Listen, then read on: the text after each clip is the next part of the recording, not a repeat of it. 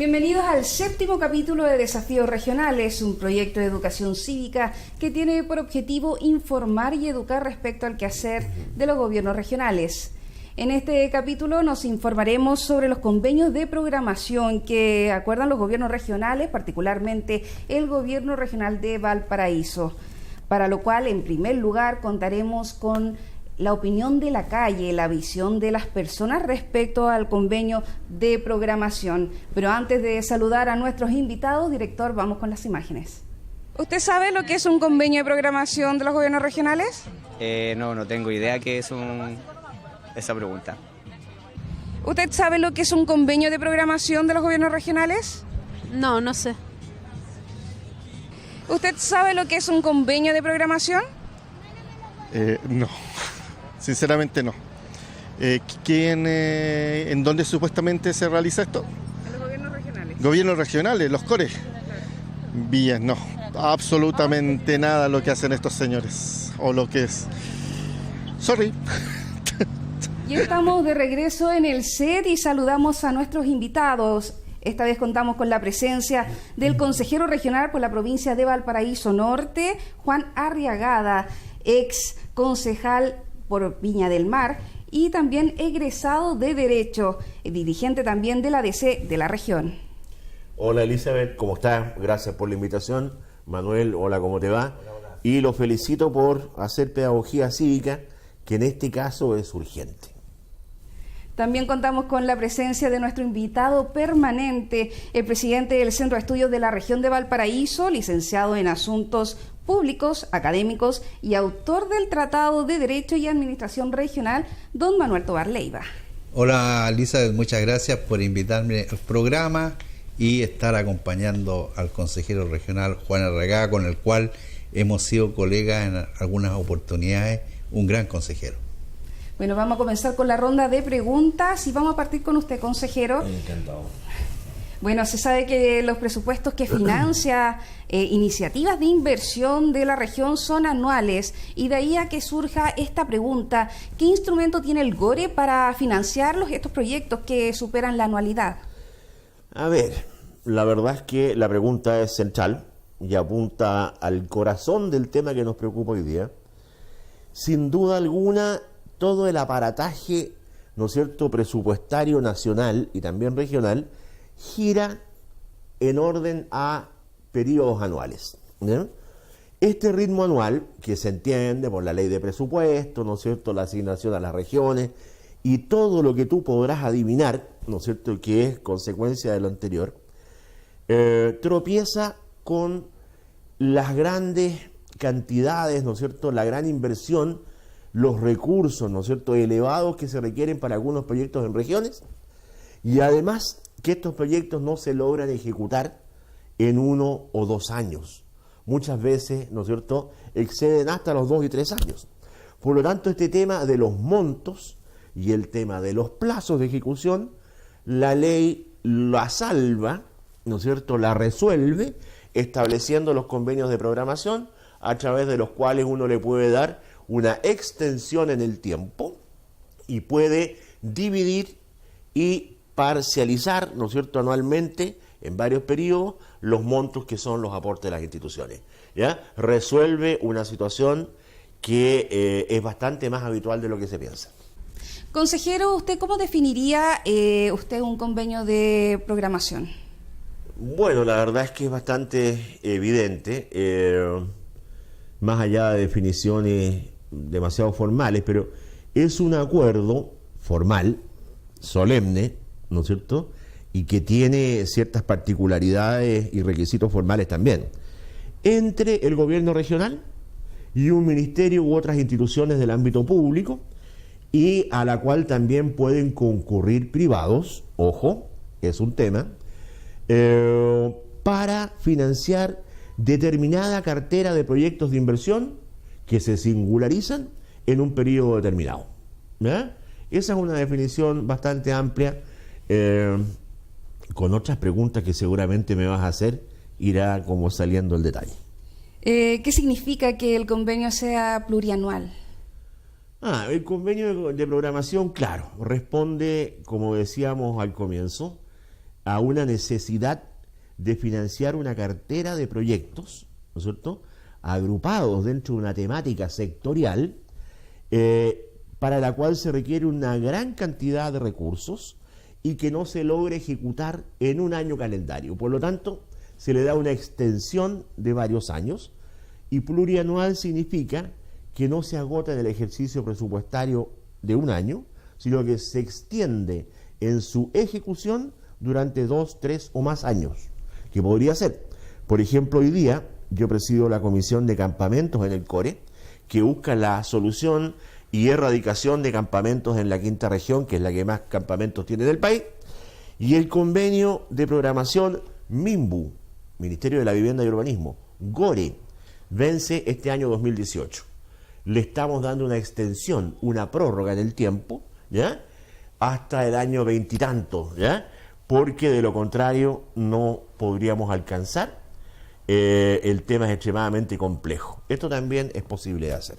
O sea, pueden participar diversas instituciones públicas o privadas, ¿como cuáles? Sin duda. Ahora lo ideal, y aquí Manuel puede complementar mucho, porque él tiene una gran trayectoria en estos temas y mucho conocimiento, lo ideal es tratar de armonizar y agrupar, sistematizando las formas de solución, los intereses de todos aquellos que intervienen en una cierta área temática, ¿ya? Por ejemplo, si estuviéramos hablando de recursos hídricos en la quinta región, bueno, hay que llamar a los agricultores, a las empresas sanitarias, a la minería, a la producción, ¿no es cierto?, y a los consumidores, ¿no es cierto?, considerados a título individual. Temas que convoquen, de ahí surge una especie de solución macro, la cual hay que financiar. No alcanza un periodo presupuestario de un año, hay que darle varios años de extensión, se financia con flujos financieros anuales, y a esto pueden concurrir públicos y privados. Es más frecuente en lo público, pero también es muy deseable que esté la presencia de los privados.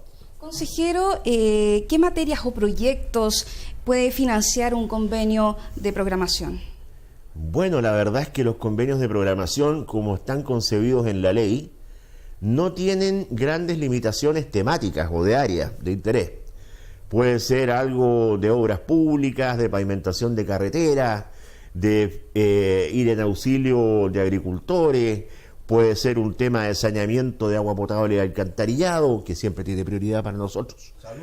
Puede ser salud, sin duda, consultorio, salud primaria o salud, ¿no es cierto?, hospitalaria. Puede ser también, ¿no es cierto?, algún problema específico que surja, ¿no es cierto?, puntualmente en la región. No tienen grandes limitaciones, salvo que debe ser siempre apuntando a inversión. Los convenios de programación no están concebidos en la ley y no está en el espíritu de su creación que se usen para financiar gastos corrientes, gastos ordinarios. Eso se financia por otra vía. Profesor Tovar, desde el punto de vista presupuestario se constata que los ministerios son más poderosos en la administración que regionales. De aquí surge esta pregunta, ¿se refleja esta realidad en los aportes financieros de cada parte de un convenio? Efectivamente, los convenios de programación tienen aportes de los ministerios, de los gobiernos regionales, también puede ser de las municipalidades, y la verdad es que los ministerios tienen más presupuesto, como usted dice, que los gobiernos regionales. Por lo tanto, cuando se va a tratar el tema de los aportes, los ministerios debían aportar una suma muy superior a los gobiernos regionales. Yo me recuerdo que en los primeros periodos de los convenios de programación, los sectores, o sea, los ministerios, aportaban prácticamente el 70% de la inversión en los convenios de programación y los gobiernos regionales el 30%. Y sin embargo, con el transcurso del tiempo, esto fue cambiando y los ministerios se fueron, por decir así, avivando y disminuyendo su aporte, y los gobiernos regionales aumentándolo. Entonces, tenemos convenios como el que yo me recuerdo, por el año 2013 con Transporte y Comunicaciones, en donde el 50% lo ponía el gobierno regional y el otro 50% lo ponía el ministerio. Entonces, hay ahí una desigualdad que yo creo que los propios gobiernos regionales tienen que pelear para que en los convenios ellos aporten lo menos, porque su presupuesto es menor que los presupuestos sectoriales. Consejero, volvemos con usted y la pregunta es, ¿qué cláusulas principales contienen los convenios de programación? A ver, claro, los convenios de programación son bastante formales y solemnes, deben constar por escrito, deben firmar y suscribir dichos convenios las máximas autoridades del caso, por ejemplo, un ministro, ¿ya? El intendente, ¿ya? Las instituciones que concurran a su celebración y acuerdo deben estar debidamente representadas. La comparecencia, es decir, quienes concurren, quienes se obligan, el motivo, el objeto a que se obligan, la singularidad de la finalidad del convenio, es decir, qué proyectos de inversión vamos a financiar y cuáles son, ¿ya? Deben ir con nombre y apellido, con el máximo de detalle. Estas son cláusulas que se pueden modificar posteriormente y hay un procedimiento para ello. Pero en la escritura inicial, que puede ser la única, ¿ya? Hay que ser extremadamente cuidadosos en las formalidades. También los flujos financieros, el aporte que cada institución, ¿no es cierto?, se compromete a entregar, las anualidades, las cuotas, todo esto está limitado por la ley de presupuesto, que cada ministerio, por ejemplo, en el caso de un ministerio, no puede exceder más allá de lo que las barreras presupuestarias anuales le fijan, ¿eh? También algunas cláusulas de prórroga o modificación, ¿no es cierto?, de las cláusulas iniciales, y también, ¿no es cierto?, causales de revocación, ¿eh? Es usual que en los convenios de programación se introduzcan cláusulas que permiten su prórroga en el tiempo. Por ejemplo, en el caso del convenio de campamentos Minbugori que yo mencionaba al comienzo, estamos a punto de finalizar los trámites de aprobación de la prórroga hasta el año 2025, ¿eh? Lo cual es extremadamente positivo. Profesor, volvemos con usted. ¿La cartera de proyectos de un convenio de programación es evaluada técnicamente? Efectivamente, es una pregunta bien importante porque siempre hay confusiones en relación a este tema. No hay ningún proyecto que apruebe el Consejo Regional que no sea evaluado técnicamente.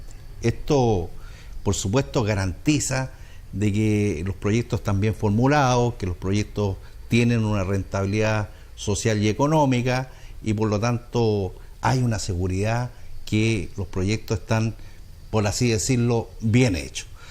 Y esto, digamos, también ocurre con la cartera de proyectos de los convenios de programación.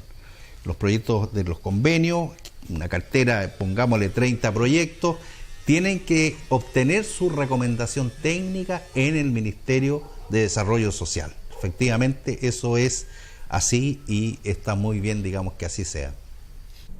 ¿Qué ocurre si uno de las partes no cumple el convenio de programación? Bueno, la reforma constitucional del 2009 estableció la obligatoriedad para las partes de el ejercer y aplicar los convenios de programación. O sea, las partes no pueden soslayar su cumplimiento.